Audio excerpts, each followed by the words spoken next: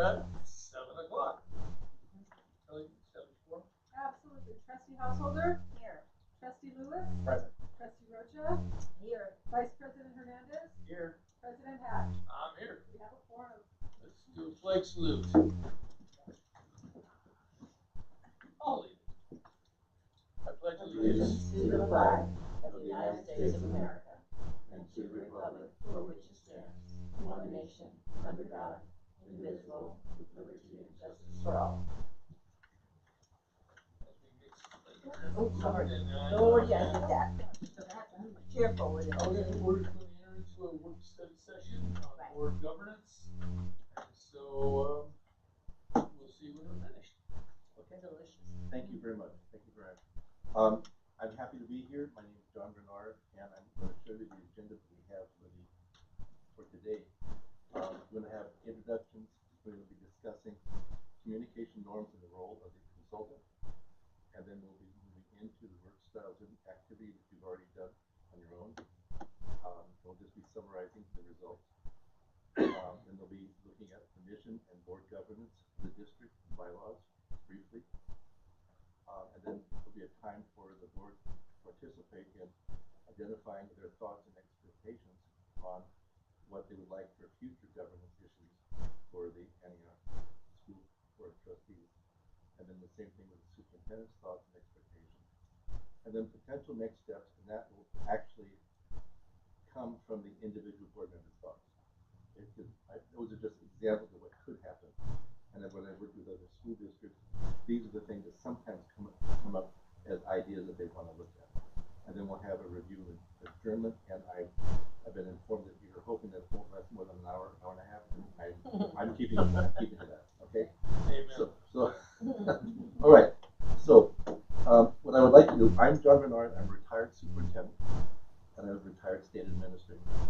And when Jack O'Connell was the state superintendent, he took over a school district in Monterey County, and I was there as the state administrator, which means I had the signing authority of a superintendent, but I had the power of the Board of Education because the Board of Education power was taken away by the state. And I was there for a number of years, and then they were having to work on reestablishing themselves with the state. I've worked in 6 different counties as a superintendent, and I've worked most recently, I was the interim superintendent in Mount Diablo prior to Nellie Meyer being hired. I was there for 3 months before, well, actually there for 6 months, and then the board hired me to be a coach for her first year as superintendent in Mount Diablo. So my last superintendency was in Mount Diablo, was in Newark Unified, and that is in Alameda County, and I was there for 5 years. Before that I was in Nevada, Marin County. Before that I was in Bakersfield City School District.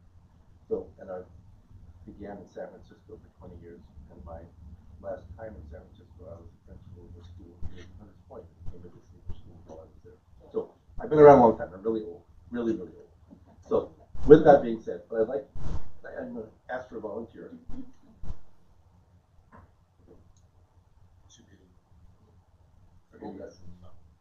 I'll volunteer. Okay.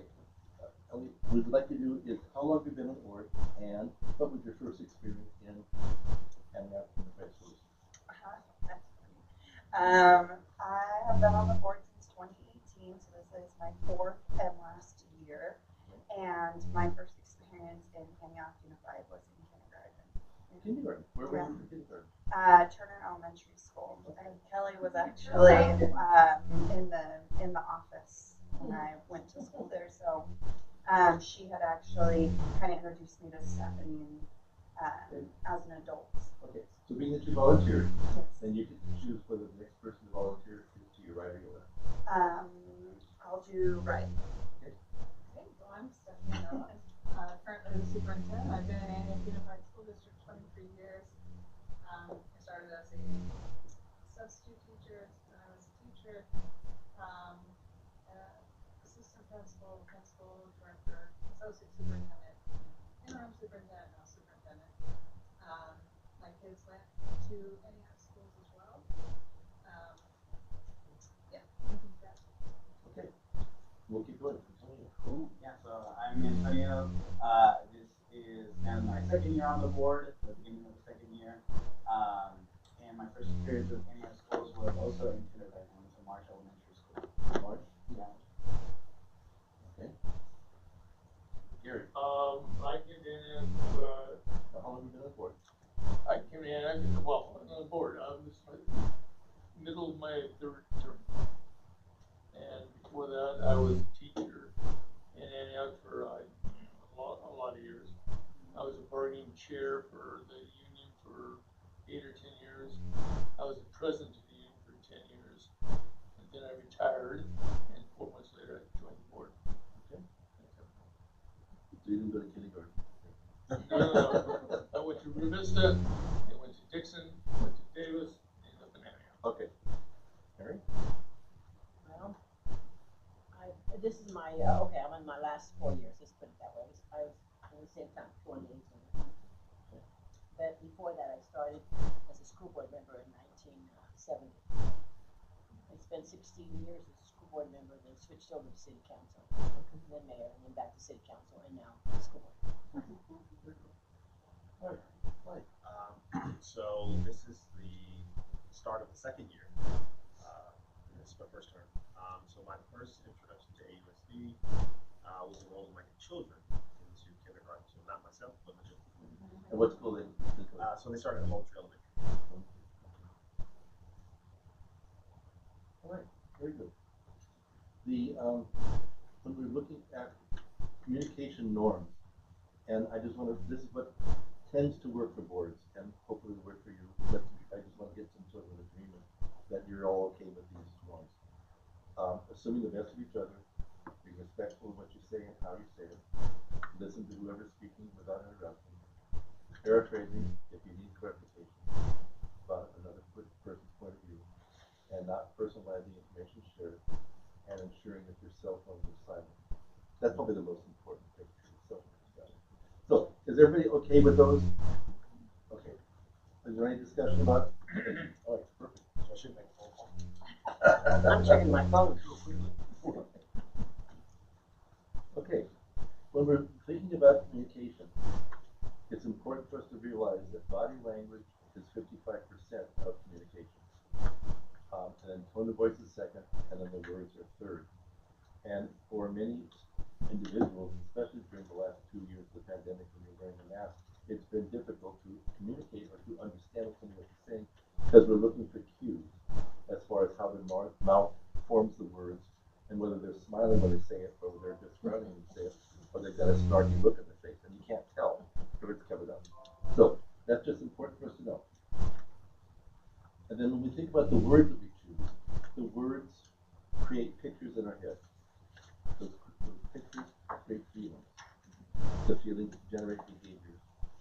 And then the behaviors sometimes generate actions. And that's why it's always mindful to be aware of what words we use and be careful about the words we use because we do not want it to trickle down to have behaviors and actions that are unintended. Okay?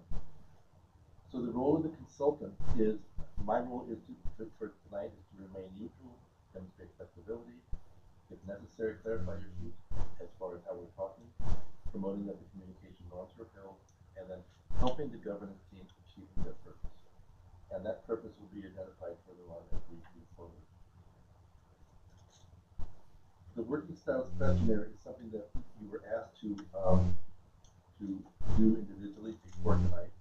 And who's going to win the prize as far as finding the typos on the questionnaire?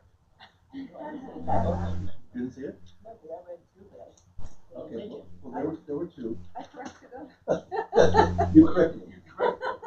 Okay. I think I win. Okay, there you go. There you go. So the first one, Kelly, you did it. Which one's the first one? Oh, it's been a while since I did it. Okay. Number 2 has an error, and the error number 2 is that there is a W with the word the. So that is, thank you for identifying, Kelly. How many did you find all 3? I just found 2. You just There's found 3? 2? Oh. Uh-oh, did I miss one? Okay. And then the last one is on number 5. The N from situation is missing.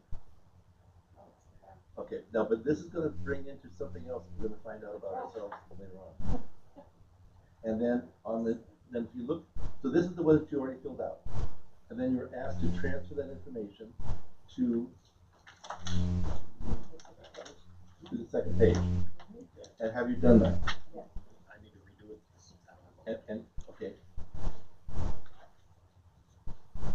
We're gonna do the little beep, beep, beep, beep, beep.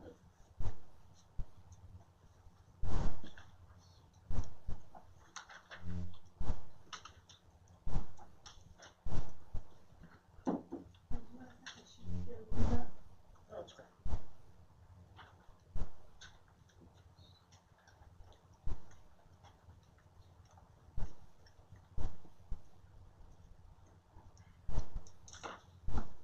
Okay. Now, what was preferred?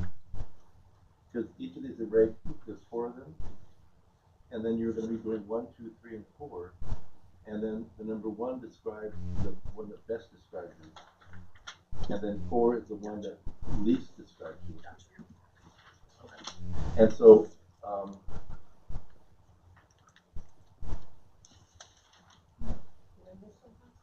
okay, you've got, okay, and you add them up. Okay, good. Antonio, you've added yours up. Yep. Gary, you've added yours up. Yep. Okay. And Ellie, yours are added up. Okay. So while we're waiting for Clive, for those that have already completed the process of transferring the data and adding them up, I want you to put on the second page that looks like this, and the error in that one is for. I think I missed that. On 4. What did All right. So look at your totals. Okay. Put a circle around your highest number. Put your highest number. And put a triangle around your lowest number. What's the other side? Then put a triangle around 2 lowest numbers. Okay, yeah, I gotta try to.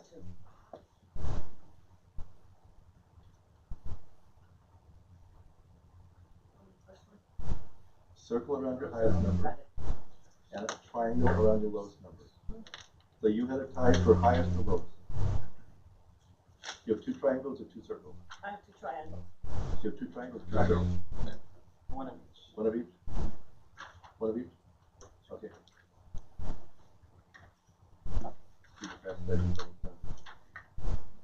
No pressure.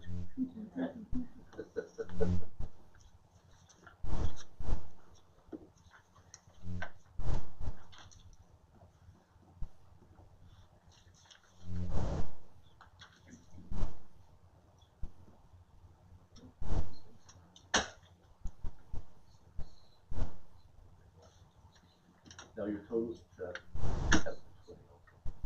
Oh, going across. So, Your totals going across.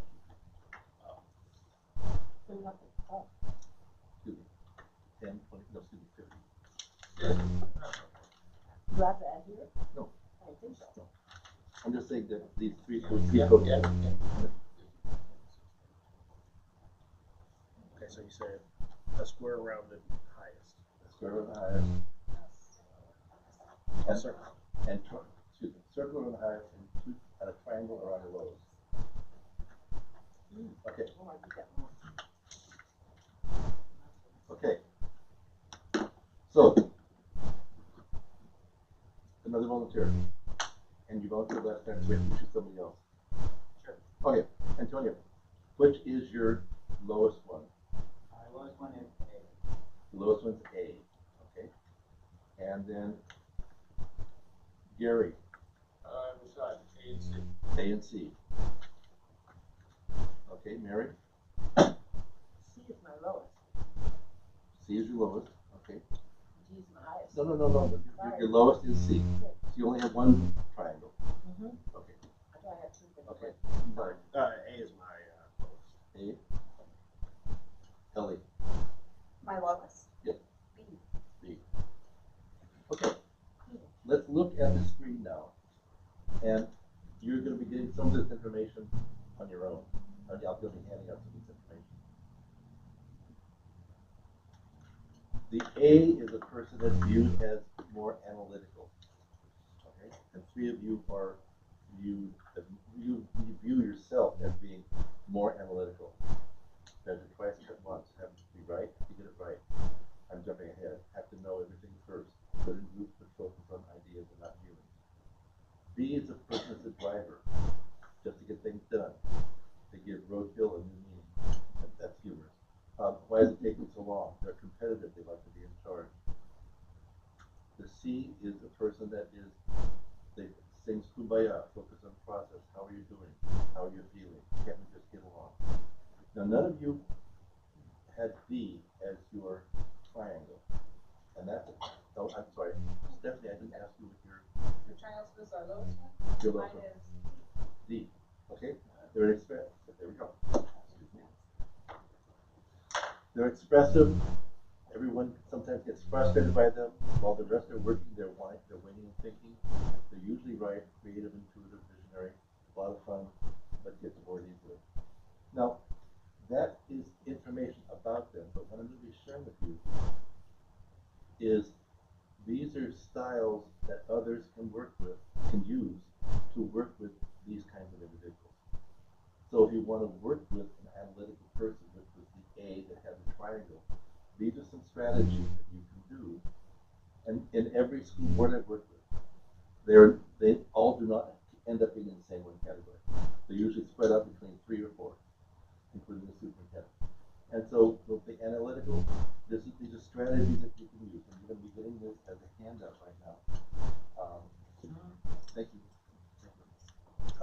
For the driver, these are strategies that can be used in working successfully with the driver, enhancing that relationship. For the amiable one, these are strategies that can be used in working successfully with that individual. And then with the expressive one, these are strategies that can be used in working with the person who has that as their lowest number.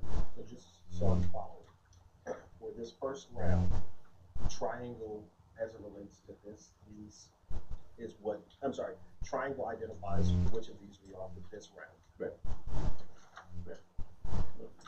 I'm going back one way. Okay. Going back to this one, your triangle, you named your triangle to be in A, the lowest, yes. Because the instructions were to do the one that's most like you gave a 1 to.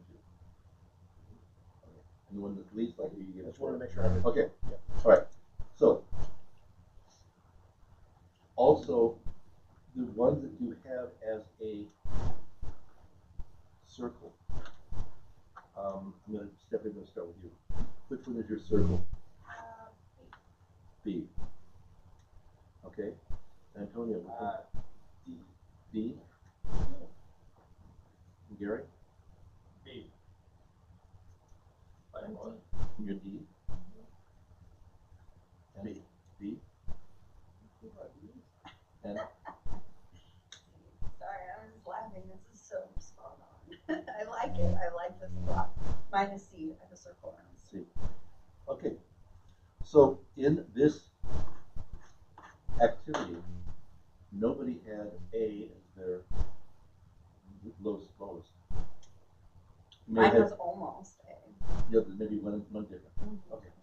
But what this is telling you is that the group is diverse, as it can be, and as it should be sometimes. And there are strategies that you can use to enhance your relationship when you're working as a governance team. Okay? And not only in closed session, but also in open session. Okay? So any questions about what we just did? Okay? So Yes. this is gonna be, if you looked at this numbers, this would be A, B, C, D? Correct. Is that the way you? Correct. That's right, okay.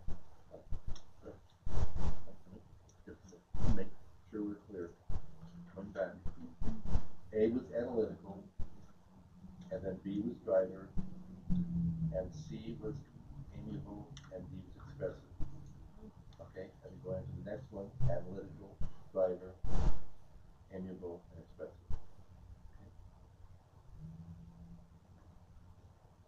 Okay. And so this is something that I've encouraged other boards to think about when they are discussing something like negotiations, or they're doing something like some topic comes up at a public meeting. understand what the other person is saying, but think about these relationships to make sure that you can express your thought or your questioning or your paraphrasing in a way that's going to enhance that relationship. So I do have a question. Sure. Are we gonna get some type of notes or something after this? Because I am gonna be curious to try to remember who's like what moving forward. I can do that if you'd like. Yeah. I wrote down who named what. Yeah, that would be helpful, I think, for Okay. me personally. Okay. I don't know if you did that already. I did. You did? Kelly's always ahead. Then I don't have to do that. But I really, I have no clue what your number are. Yeah. You mentioned it, but I don't have a clue. Yeah. Okay. That'll be helpful. Okay. So now, the next thing we're going to be doing, and this is leading into working well together, is I would like you to look at this, and I'm going to give you about 15 seconds to identify what? I'm familiar with this. Okay, then okay. Give me 15 seconds to identify all the F's that you see in that statement. And then I would like you to hold up your fingers when you've identified how many F's you found. And this one? Yes. Quiet, privately, but just hold up your fingers. Okay? Okay. Ellie, Ellie, I'm sorry, I changed. okay. Ellie, you see 3. What are the 3? Finished, the F in finished, F in files, and the F in scientific. Okay, so those 3 red F's is what you identified. Yes. Okay. Who has more than 3? Okay, Stephanie? No, I know this one. Okay, F in O, and the F in O. Oh, I found So you see 5. Who sees more than 5? 5. There's 6. Finished files of scientific. 3. Okay. So this is an example of blind spots. It means that we read this, you all read the same thing, but you perceived it a little bit differently, and I gave you the prompts of how many F's do you see in this statement. Okay? So it is not abnormal for some people to skim over stuff that looks not like it's that important. Okay? And so with that being said about us individually or as people, then we have to be very thoughtful and careful when we're working on behalf of the students in Antioch to make sure that we're making the right decisions at the right time. And so this example is something that many people have done. Glad you've already done it once in another life, a couple other lives probably. Right. But it's something that I find in working with boards that there's rarely do you find a board member that spots all 6.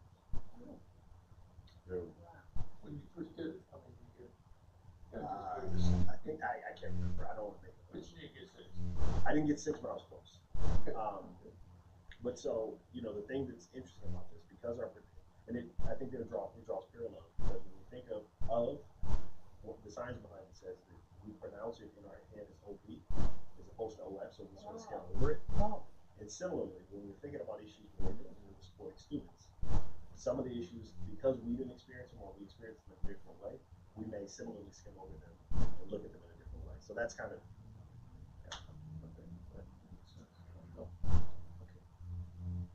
I'm sorry if I jumped in. No. You gave actually a very good. You words out my mouth. That's okay. I asked the question. And this is something that Joe has my presentation on his computer, and so it's something that if down the road you want to look at it or you want to borrow it and do it with a parent group, Stephanie with a parent group or something like this, or with your principals, you're welcome to that. This has not been copyrighted. So, okay. All right, the next thing that we're going to be going into is mission, vision, and governance for the board. You have a document like this, and that's too small of a print, so I just rewrote what you have on your big document. And I'd like to have a volunteer. Say, when you volunteer? I'll read it. Nope. Okay. Our mission, our responsibilities to prepare every student for success in college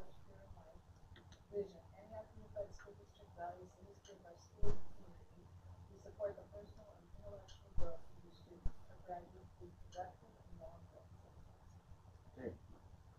So taking that and applying it to our governance issue, making sure that we're fulfilling our responsibility as a governing body. Board governance is, and Mary, could I ask you to read that one? Board governance is the act of transforming the needs, wishes, and desires of the community into policies that direct the community's school. Okay. So, on board governance, there's many parts of it. There's the individual board member, there's the board as a whole, there's the jobs, and then some board members in many places do not realize that part of that governance team is the superintendent, because a lot of the responsibilities are being assigned to that role in governing the district. So when we look at the individual board trustee, and Gary, could I ask you to read the first paragraph?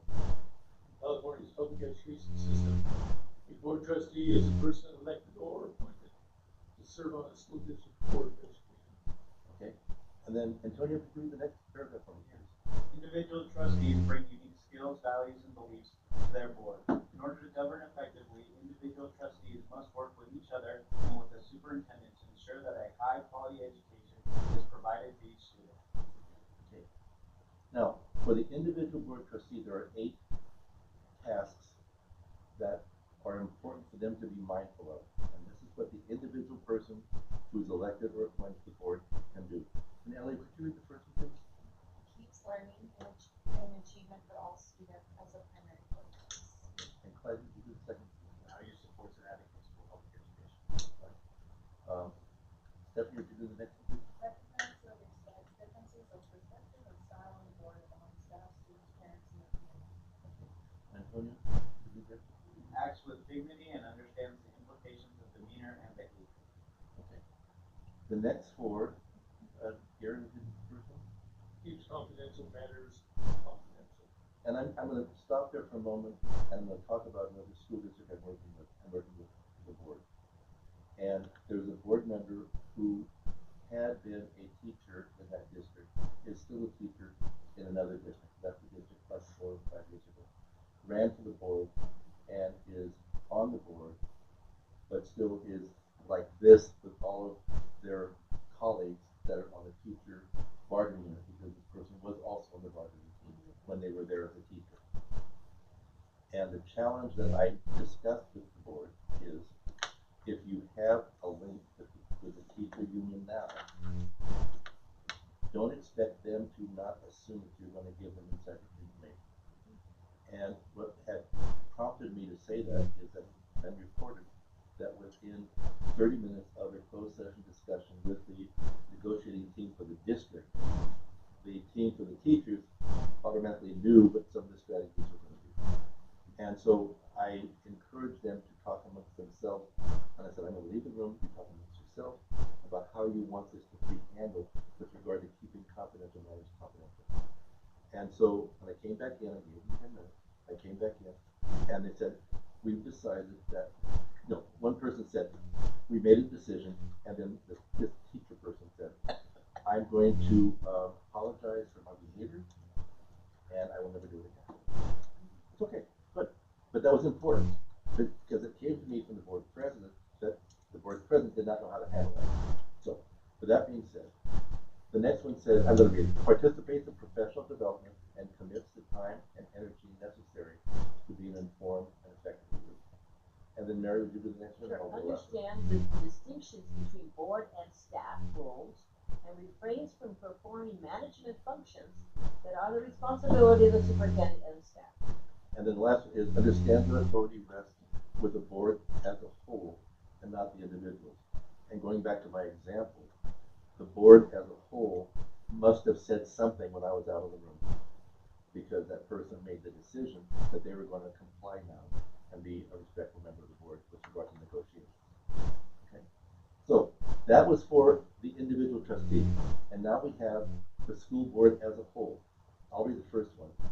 School districts are governed by boards, not by individual trustees. I would read the second, please. While I understand their separate roles, the board and superintendent work together as a governance team. Okay? And Ellie, would you do the third, please? This team assumes collective responsibility for building unity, creating a positive organizational culture in order to govern effectively. Okay. And just like the individual board members, for the school board as a whole, there are 8 areas that must be looked at to operate effectively. And I'll read the first one, then we'll go to the club. Okay, club, right, to the mayor. Keep the district focused on learning and achievement for all students.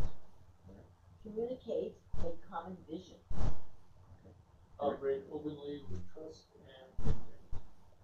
Govern in a dignified and professional manner, treating everyone with civility and respect. Okay. And then Stephanie, would you read the first one? Govern within board adopted policies and procedures. Helen?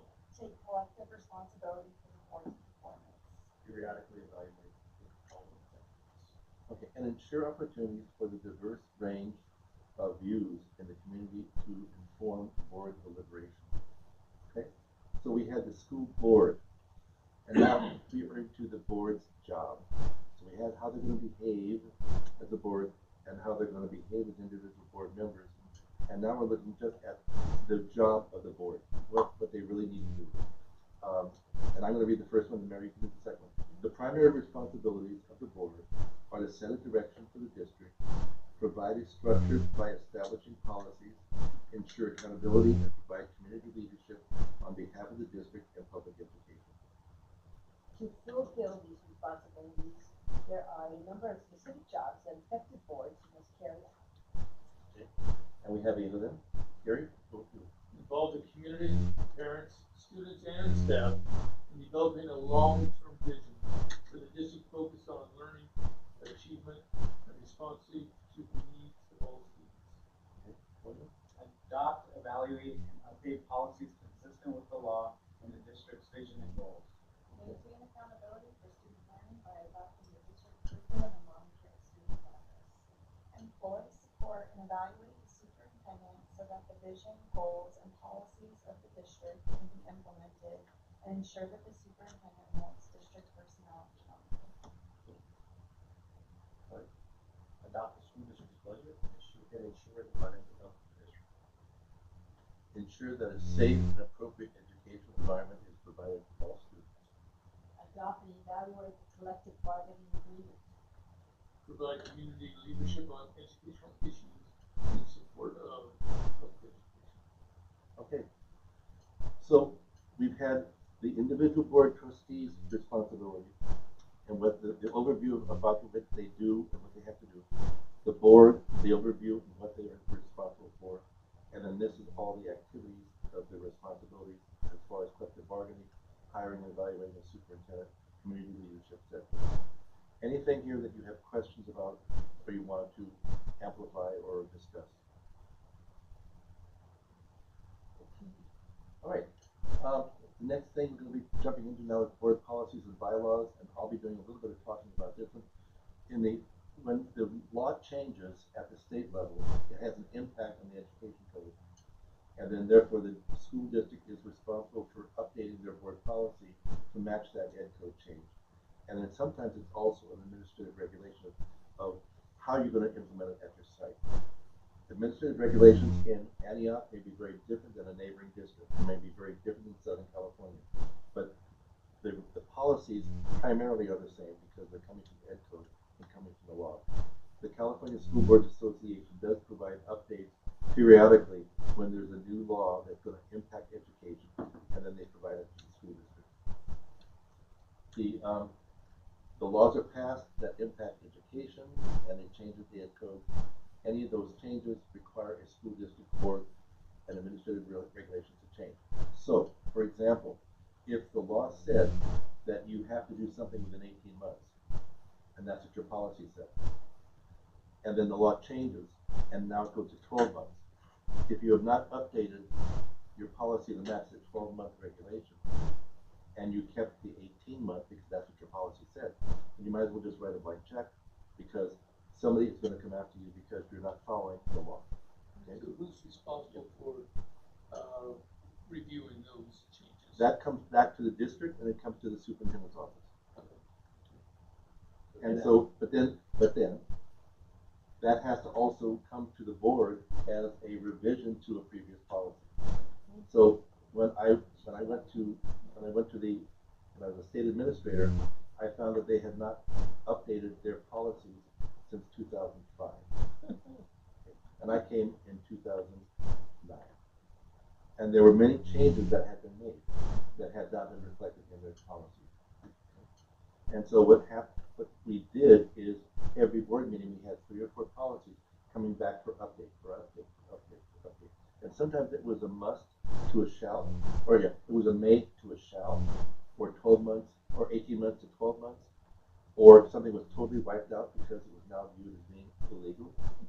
And so if the principals of the school are following an old policy that is not supported by law, then that becomes a problem for the board, it becomes a problem for the school. So with that understanding, do you think or in past practice, have you seen sort of a certain interval where the board and superintendent should be reviewing those policies and changes? Because again, I don't know if we can expect any of us to sort of always be aware of every change. No, I understand.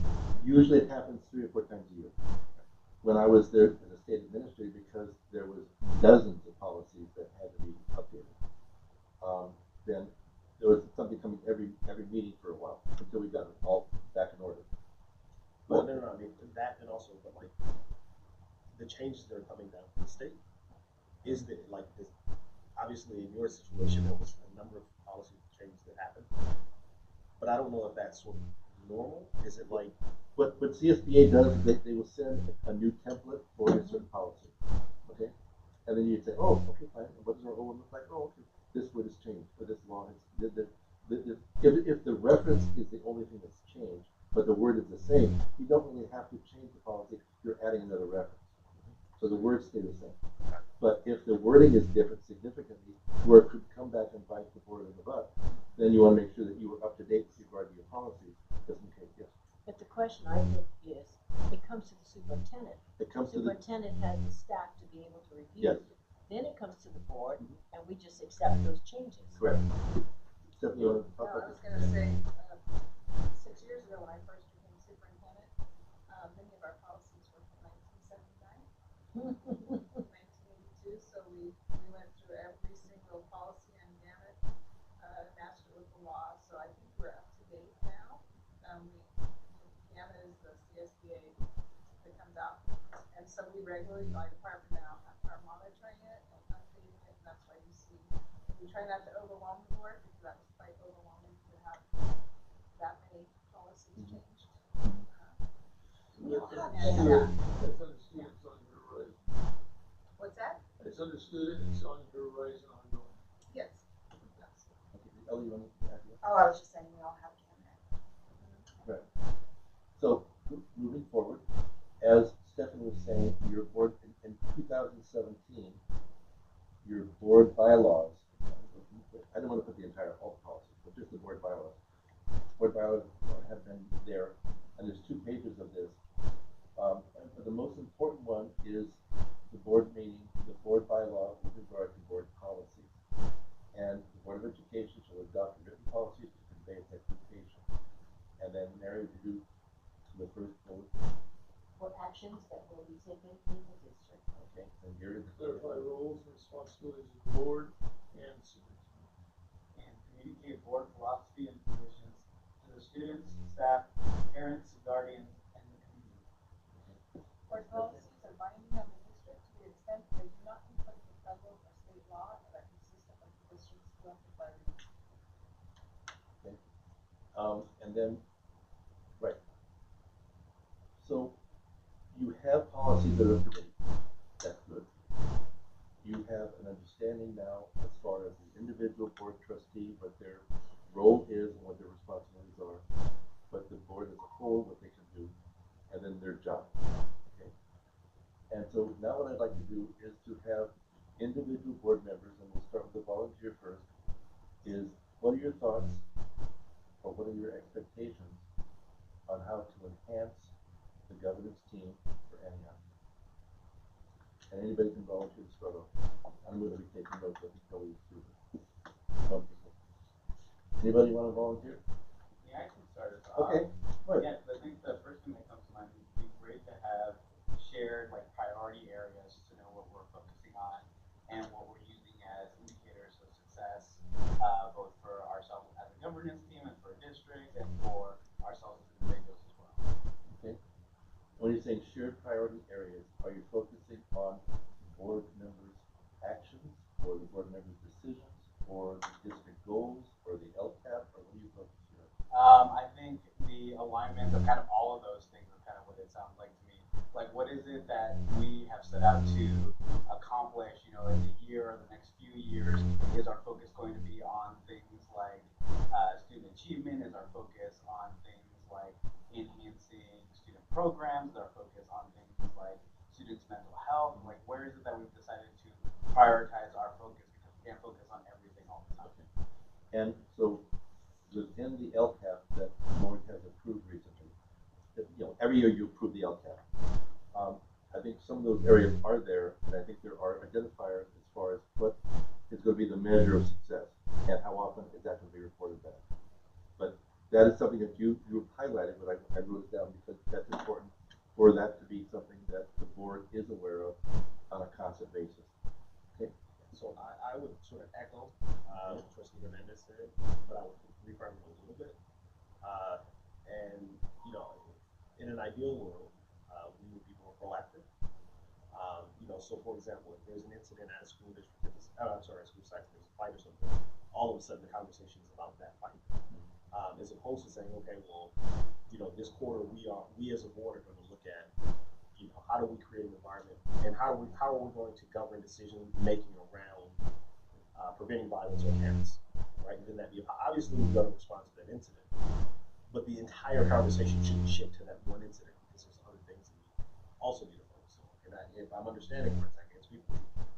The way I'm understanding that, and what I'm agreeing with is, if we develop a map over several months or a year or a couple years to say, okay, well, in the month of January we're going to focus on violence. February we're going to focus on whatever it is. And then that way we can sort of develop a collective understanding and sort of direction for all of us.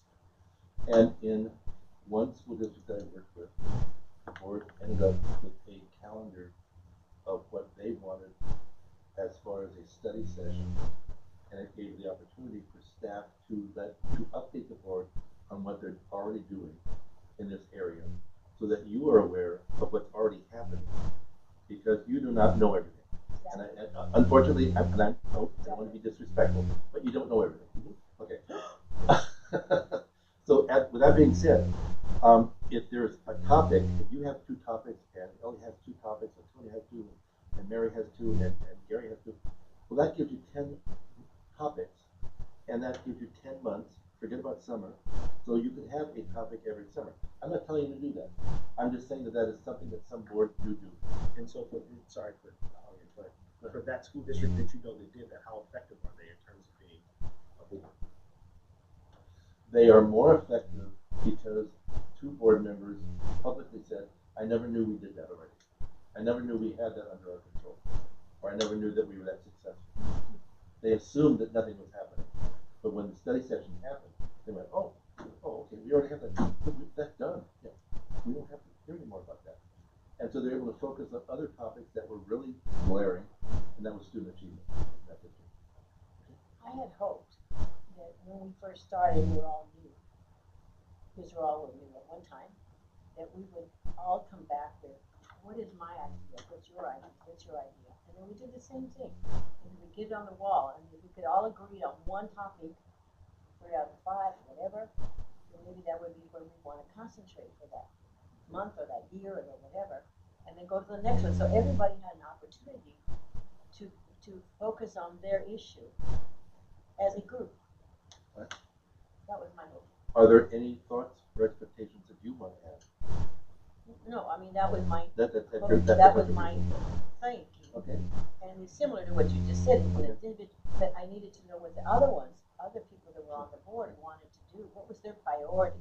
Right. So that if we all had the same priority, 3 out of the 5 had a priority, then that was where we might want to go for. And then move on to the others.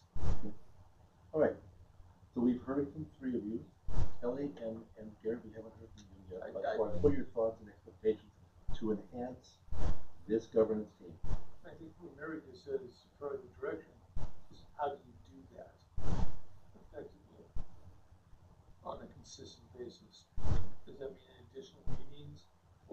the agenda of the public meeting, or, I don't know the answer to that. So how many meetings a month do you have here? No. Two. I mean, normally, so Okay. And is there a time for a staff presentation at either of those meetings? we have that presentation on a lot of things at meetings, Okay. so maybe the solution is do a staff presentation that addresses this concept. Could be, right? Yeah. It could be, that could be a process. Okay. All right. Ellie. Yeah, so I think that the most tangible thing that I can think of to enhance our governance team is to come up with board goals, a vision and a mission, and to commit to some type of check-ins, because at least in my time on the board, we've never done a board evaluation. And we've had difficult times doing evaluations of honestly anything. And so to have a vision, mission, goals as a board, but then also to have some maybe a policy of this is when we are going to check in about our board goal.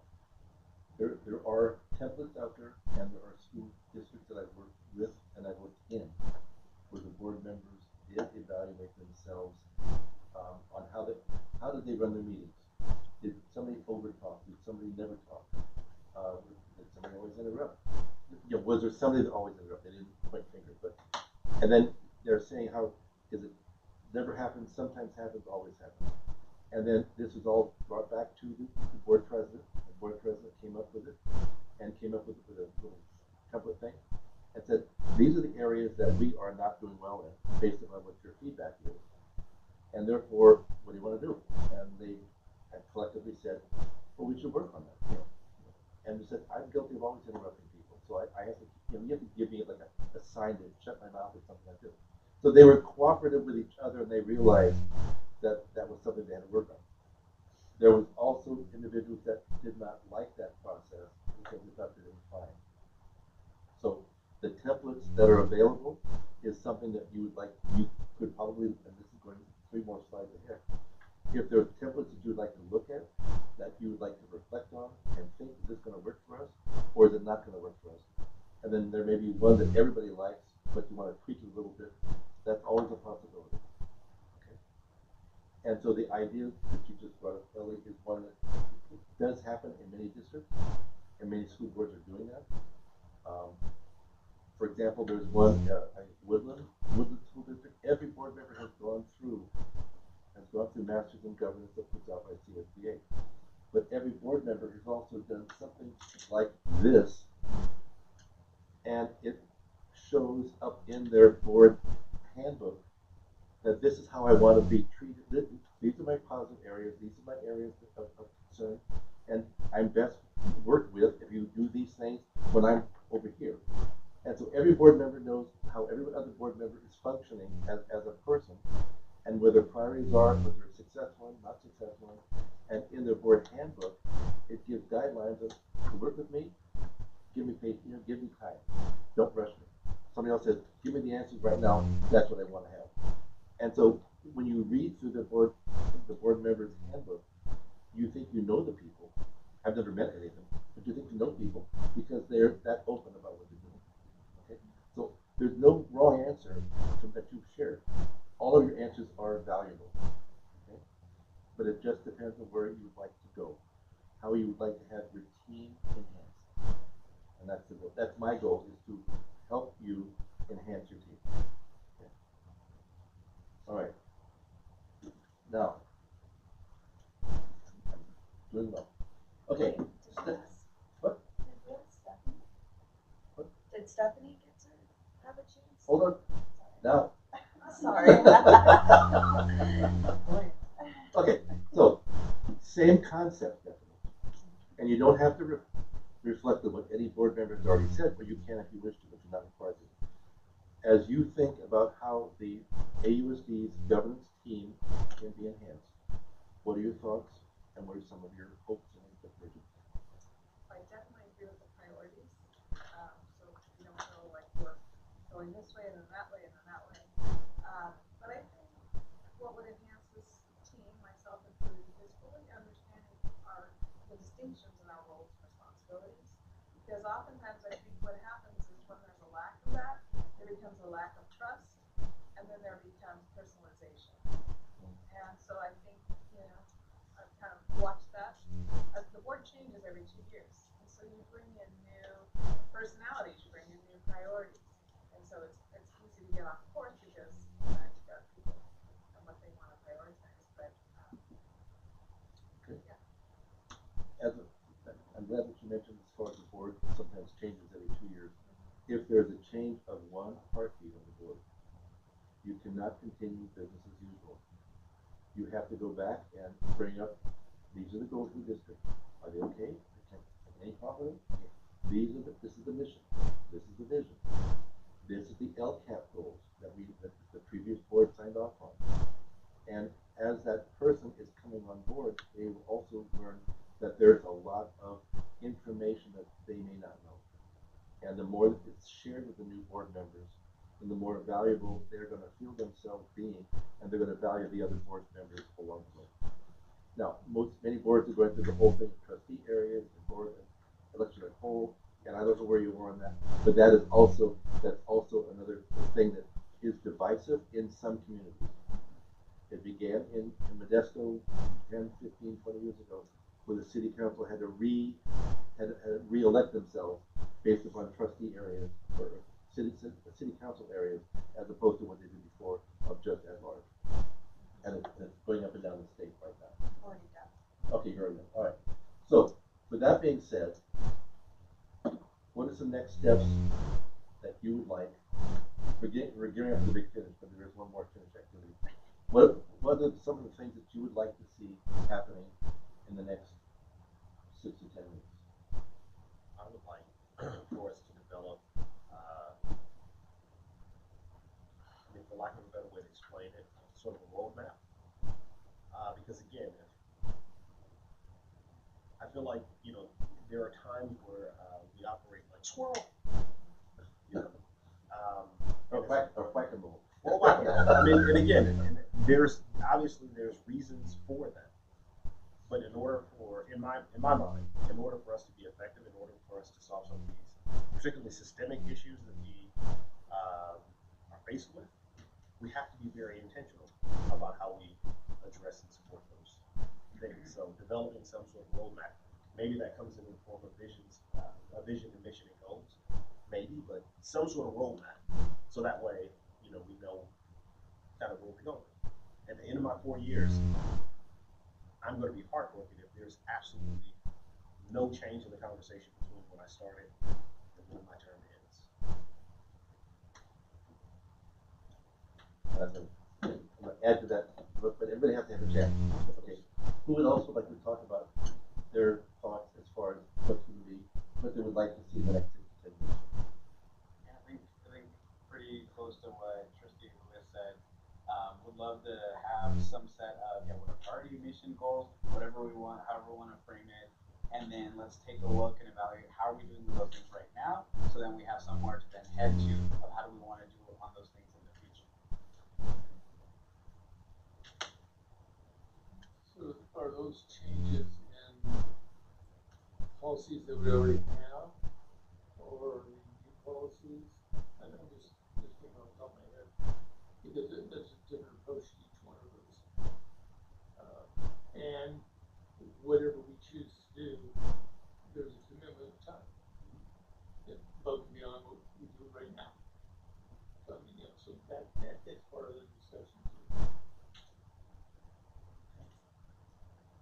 Gary, what would you like to see in the next 6 to 10 weeks to 10 weeks? Having heard all that you've heard this far. I think there's things that people have mentioned that are viable to visit. But again, there's a point in time and energy, and probably when we get your notes, we'll have a better idea of what we're talking about. Thank you, Phil. Or Kelly's notes, I think fair enough. Because to be honest, we're here sitting for an hour, and I'm gonna go home, and my wife will say, "What'd you talk about?" Oh, a whole bunch of stuff, but I won't remember it, in terms of details. But yeah, so we get that follow-up, and that would be where we would start our process for the next study. Mary, anything you want to add? You know, I've enjoyed that idea that the schools have brought up their information at the meetings of what they're doing. It opens up our youth's ability to know what's on the school sites, because not all of us can get on the school sites. I like that part, but we have such a short time. I wish we could just get one item that we can all agree to finish up the year.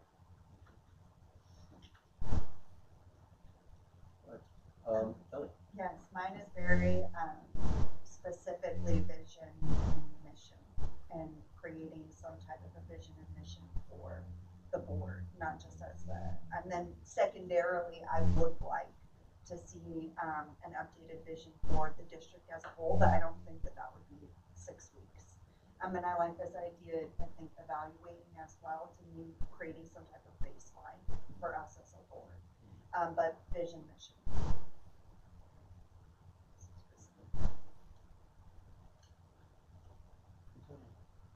I definitely share that. Okay. Evaluation and prioritization. I didn't write your day next to those. Okay. Okay. Stephanie? I immediately wrote down the board self-evaluation, or governance team, not just the board, the governance team. Self-evaluation, because I'm not sure that we can efficiently or effectively develop priority areas until we actually are evaluating our performance.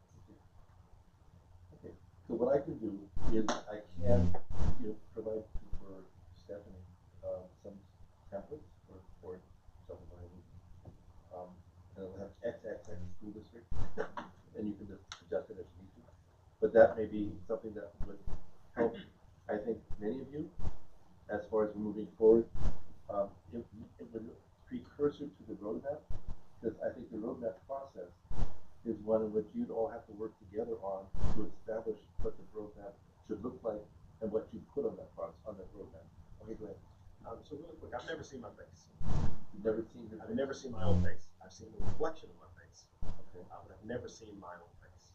And what I mean by that is sometimes when we have these self-evaluations, looking in the mirror, I may see a beautiful picture, and that beautiful picture may hide some of the ugly scars that actually exist on it. And so, one of the things that I'm fearful of is if we do a self-evaluation, oh, today I showed up, I smelled great. Every decision I made was great.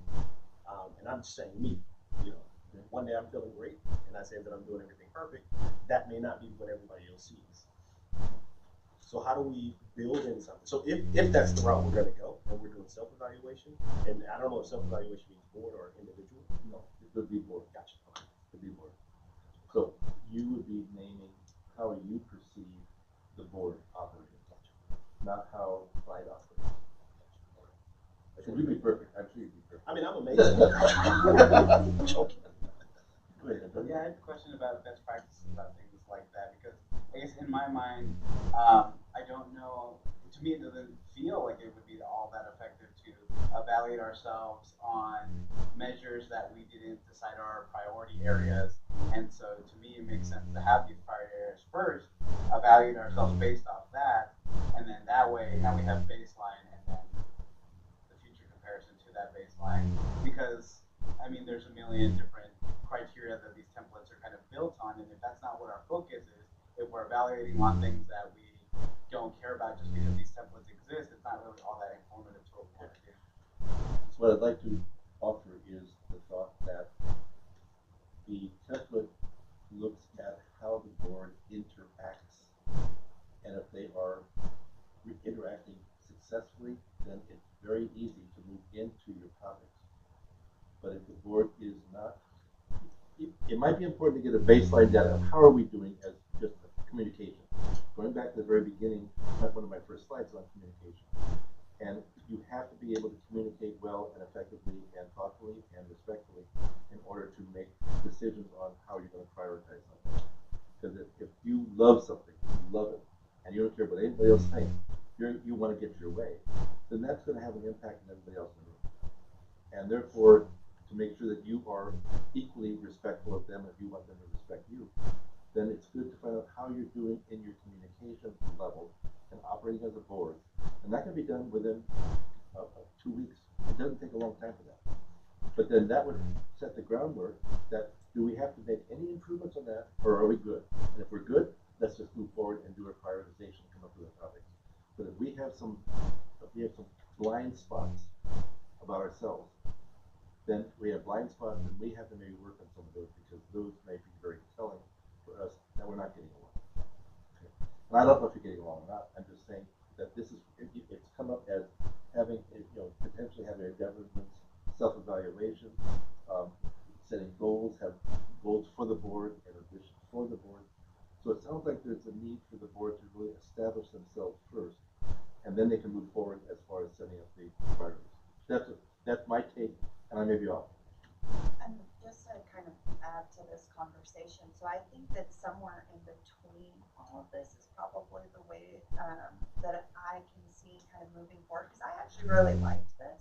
And I think that there's a way to do some type of an evaluation that is something that's a little bit more kind of basic, to help establish or at least ground the conversation when we do talk about shared priorities, shared mission and vision. And then I really like this, kind of concept of then evaluating based off of that. But I think that there's kind of like a half step. Because I do think it would be also just from, I think like social psychology perspective, very interesting to see how we all think we're doing as a board as well, without having any kind of, influence in any way. So that's just my kind of 2 cents. Okay. So in the past, prior to this board, the board did a self-evaluation. So we have a template. The template is from CSPA, and it really is about, when you talk about board members, how we're supposed to govern. We evaluate specifically on those areas. Okay. So if you have a blank one of those, and then what I can do is I can send you another one as a attachment, and then you can share them with the board, and they can give feedback back to Gary as the president of, do they like one better than the other, or whatever. So then when you return, we'll go over it. Sure. Is that Sure. okay? Okay. All right. So reflecting on our time together this evening. Okay. And before I show you the prompt, I have to have a volunteer. I'll do it. Okay. Yes. All right. So, reflecting on this evening, I'm hoping that we will find a way to Continue this conversation. Okay. Ellie, you will be volunteered, and you choose to write it down. Reflecting on this evening, I hope that we will find a way to develop a roadmap for our direction. Double down. Yeah, drove today, I was stuck in traffic. Roadmap. Okay. Mary? Work together. Those are the 2 words that I already had. Work together. Okay. It's skill, already had that. She read your mind. Enjoy. Keep students in mind.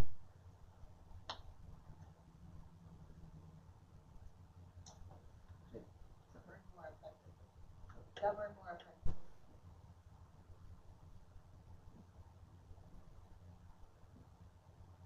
You guys were both amiable, right? Okay. I will probably get a haircut. No, Mary was not amiable. Mary was yes, Mary was amiable, and Gary was analytical. Yeah. Okay. Actually, I had That was expressive. Expressive, Driver. you know, it was analytical, but you were not. You told me that you were 9 and C. 17. C. Which C was and D. C and D. are the same? No. C is the lowest number, and D for the highest number. Okay. Yeah, D for the highest, C for the lowest number. So you are more Amiable and less expressive. No, less expressive. Less expressive. Okay, we've come to the big finish. Thank you very much, and I'm within the hour and a half, so yay. But I want to thank you for your honesty and your openness and your willingness to take turns in participating. I found that when board members also engage in reading about what they're supposed to be doing or what their roles really are, that sometimes they listen with a different ear. And if I just read it, then pretty soon they're doing something like off task. This way they didn't know who's going to call in second. Right? And I'm a really old teacher, so I also like to see people participate. So thank you very much. So logical question, where do we go from there? Excuse me? Logical question, where do we go from there? Well, what we are going to be doing next is I'm going to be sharing with Stephanie a template of a board self-evaluation document. She has one that she already has. And then what we can do is set up another time to get together. And at that meeting, we can talk about that document and whether or not you want to. And if it's something that they tell you, Gary, if they say, we love A and not B. Okay, so then you tell them, everybody fill out A. Okay? And then we can get together and look at the result for A and come up with some ideas as far as what some next steps are. Okay? It's not a road that has been planned. Okay? And so, Craig wants a roadmap, and the roadmap, we're going into uncharted territory for you as a board. But we will get there. The roadmap is going to go forward. Roadmap we're going forward. And that's Stephanie would write a board letter, we'll see whatever documents we have. And the overarching thing are the students in Antioch. That's the overarching thing that we cannot ignore. So your actions you have to think about how they're going to be positively impacting the students and inspiring them to learn. Okay? All right, thank you, Ben. Well, I gotta tell you, first thing, we got future meetings. We don't know when the meeting is gonna be scheduled for you, but we do have meetings on May 11th, May 25th. So do I have a motion to adjourn? I have a motion to adjourn. Do I have a second? Yep. Who was second? What? Yep. Okay. All in favor, say aye. Aye. Opposed?